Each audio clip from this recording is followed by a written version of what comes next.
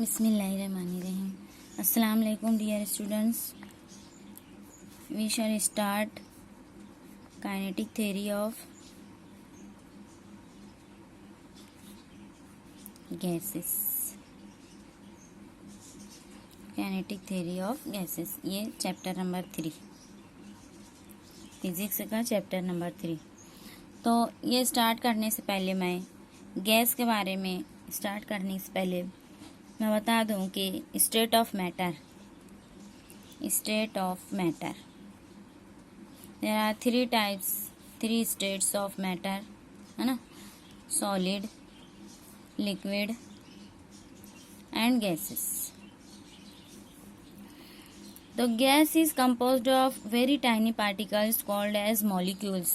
Gas जो है वो किससे मिलकर बनती है? मॉलिक्यूल्स से। ये मॉलिक्यूल्स गैस के they are always in the state of random motion. ये मॉलिक्यूल्स जो गैस के होते हैं ये रैंडम मोशन में किधर भी जो है वो हरकत करते हैं, है ना, in every possible direction. Large number of molecules of molecules they get together and form gases. They are in random motion. To characterize the gas we have used the coordinates of microscopic parameters. कुछ parameters हमको use करना पड़ेगा ये gas के molecule को define करने के लिए, उसको कैरेक्टराइज करने के लिए, उसकी खुसूसियत बताने के लिए। वो पैरामीटर्स क्या हैं? प्रेशर, जिसको P से डिनोट करते हैं, वॉल्यूम, जिसको V से डिनोट किया जाता है, एंड टेम्परेचर, टेम्परेचर को कैपिटल T से डिनोट किया जाता है, एनर्जी, एनर्जी को कैपिटल E से डिनोट किया जाता है।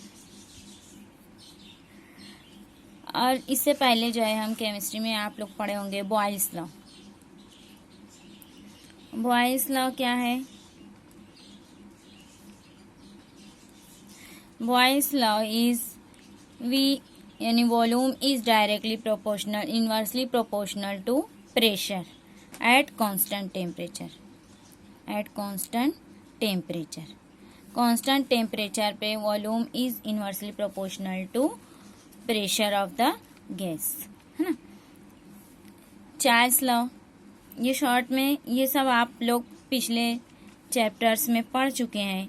ये Boyle's law, Charles law and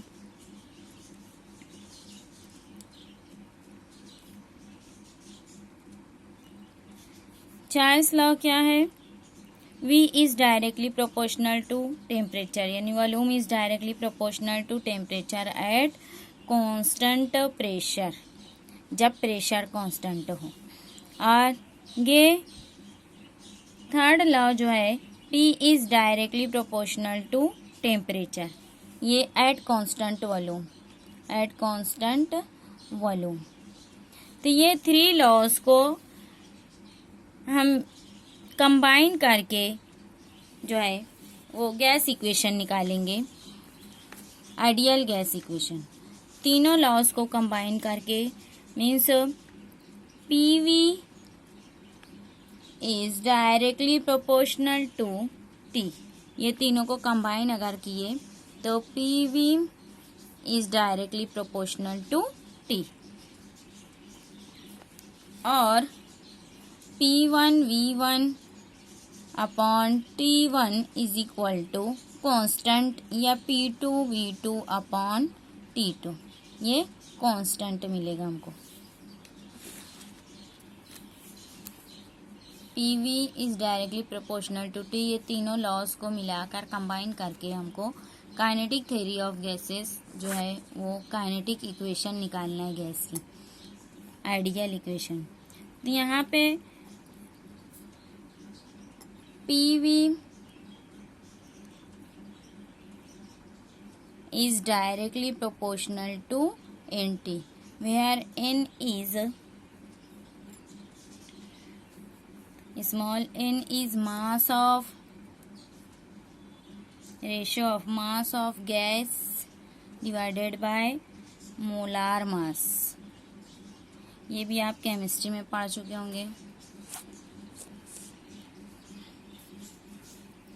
PV is directly proportional to NT, और where N is mass of gas upon molar mass, यानी ये capital M upon capital M0 है ना, which is equal to N upon NA,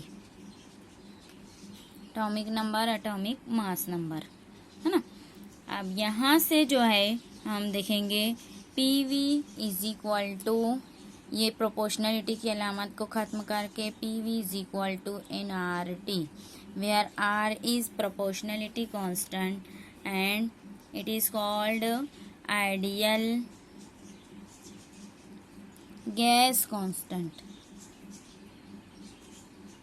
ideal gas constant. तो PV is equal to, ये हमको मिली PV is equal to nRT, ये वाली इक्वेशन, तीनों लॉस को कंबाइन करने के बाद PV is equal to N upon NA RT, where R upon NA, ये जो है ये दोनों term, it is equal to KB, Boltzmann constant. ये क्या है? बोल्ट्जमैन कांस्टेंट के बराबर है ना। तो ये इक्वेशन हो जाएगी PV is equal to NKB into T, PV is equal to NKB into T। ये दोनों इक्वेशन जो है वो ideal gas equation, PV is equal to nRT, PV is equal to NKBT। यहाँ पे सिर्फ R अपॉन NA की value KB के बराबर रखेंगे, दैट इज बोल्ट्जमैन कांस्टेंट है ना। तो ये हमारी आइडियल गैस इक्वेशन। अब आइडियल गैस और रियल गैस, ये दो टाइप्स की जो है हमको देखना है गैसेस के बारे में। तो आइडियल गैस और रियल गैस, ये दोनों का डिफरेंस पहले मैं बता दूं। Ideal gas,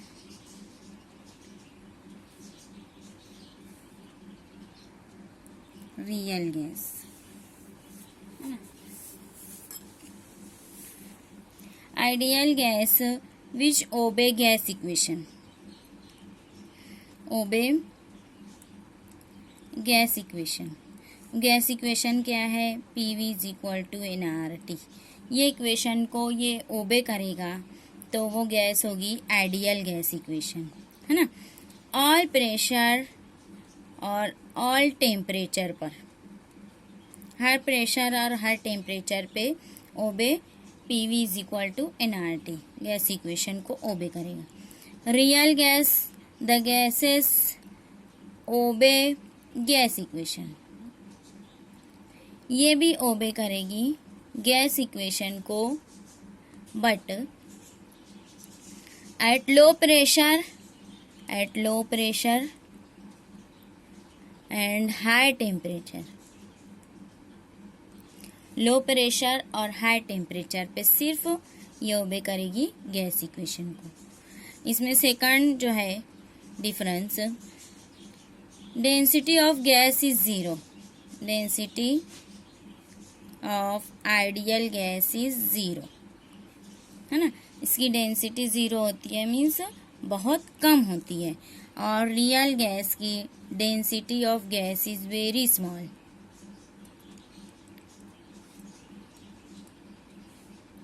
very small but not zero. Zero नहीं होती, कुछ वैल्यू होती है उसकी, स्मॉल वैल्यू। थर्ड इसका difference, there is no intermolecular force. Ideal gas में इंटरमोलिकुलर फोर्स एक्ट नहीं होता, और जबकि यहाँ पे रियल गैसेस में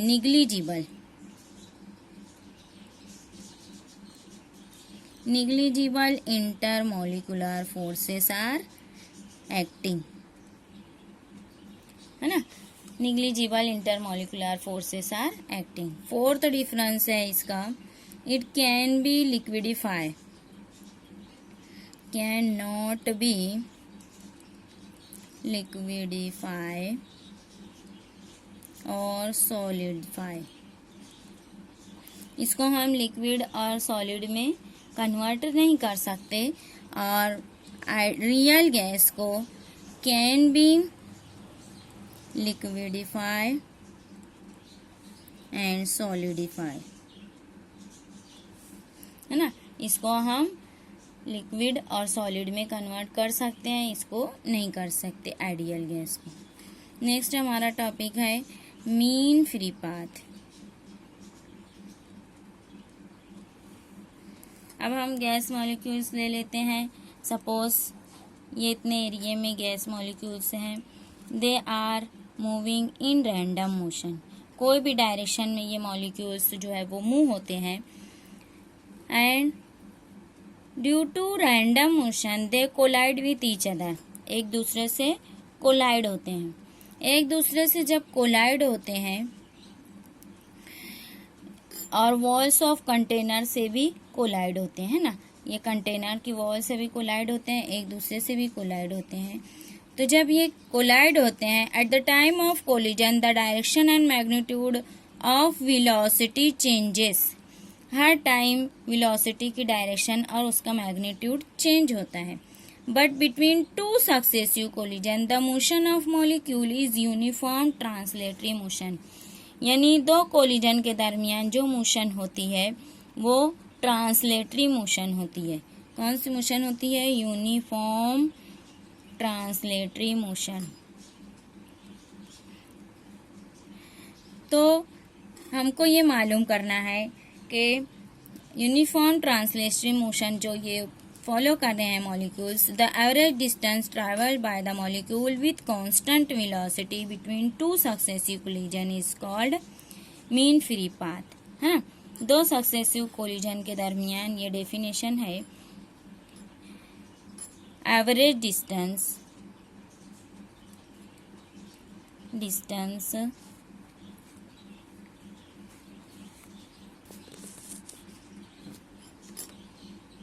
मीन फ्री पाथ की definition,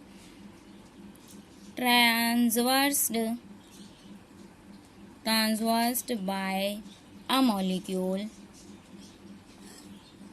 with constant velocity between two successive collision।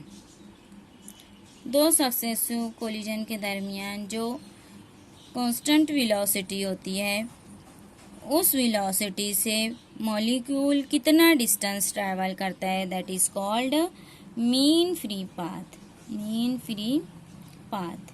अब मीन फ्री पाथ का जो है हम फॉर्मूला निकालेंगे।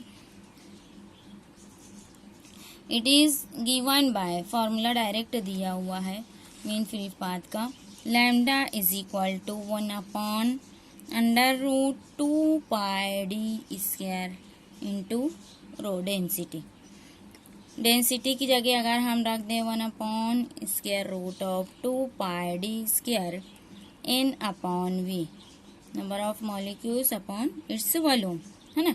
It is density n upon v। Density का फॉर्मूला यहाँ पे रख दिया, अगर पुट कर दिया तो mean free path is inversely proportional to. अब इस फॉर्मूले से हमको मिलता है कि मीन फ्री पाथ जो है lambda, it is inversely proportional to density. It is inversely proportional to density. More the density more the number of collision, less is mean free path, है ना।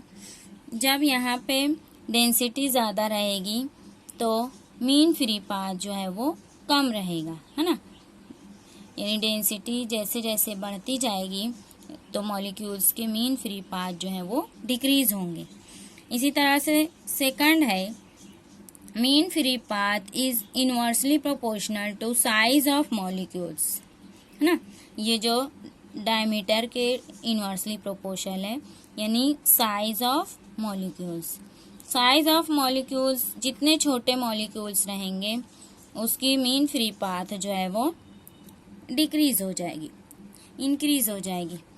पार्टिकल की साइज कम रहेगी, mean free path जो है वो increase हो जाएगा। और अगर पार्टिकल की साइज बढ़ा देंगे या मॉलिक्यूल्स की साइज अगर बड़ी रहेगी तो फिर मीन फ्री पाथ जो है वो छोटा रहेगा।